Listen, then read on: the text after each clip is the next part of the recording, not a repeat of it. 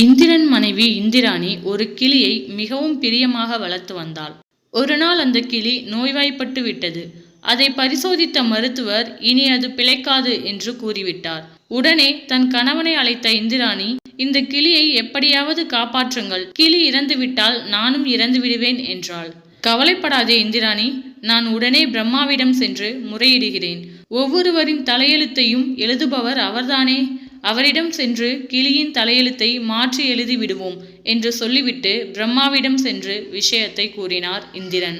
விஷயத்தை கேட்ட பிரம்மா, இந்திரா, படைப்பது மட்டுமே என் வேலை, உயிர்களை காப்பது சாட்சாத் மகாவிஷ்ணுவின் தொழில். நாம் அவரிடம் சென்று உதவி கேட்போம்.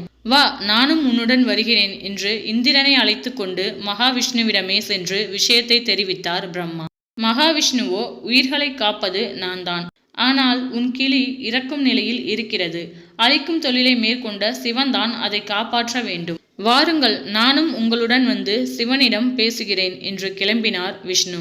விவரங்களை கேட்ட சிவன், அழிக்கும் தொழில் என்னுடையதுதான், ஆனால் உயிர்களை எடுக்கும் பொறுப்பை நான் யமதர்மராஜனிடம் ஒப்படைத்துள்ளேன். வாருங்கள், நாம் அனைவரும் சென்று யமதர்மனிடம் கூறி அந்த கிளியின் உயிரை எடுக்க வேண்டாம் என்று சொல்லிவிடுவோம் என்று சொல்லி அவர்களை அழைத்து கொண்டு யமலோகம் செல்கிறார் சிவன்.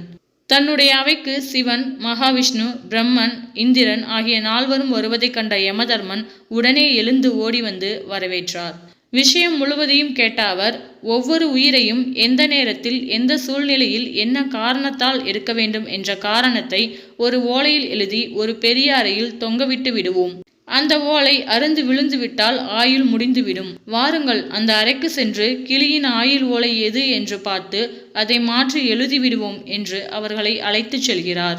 இப்படியாக இந்திரன், பிரம்மன், விஷ்ணு, சிவன், யமதர்மன் ஆகிய ஐவரும் அந்த அறைக்கு சென்றனர். அவர்கள் உள்ளே நுழைந்தவுடன் ஒரு ஓலை அருந்து விழுந்தது.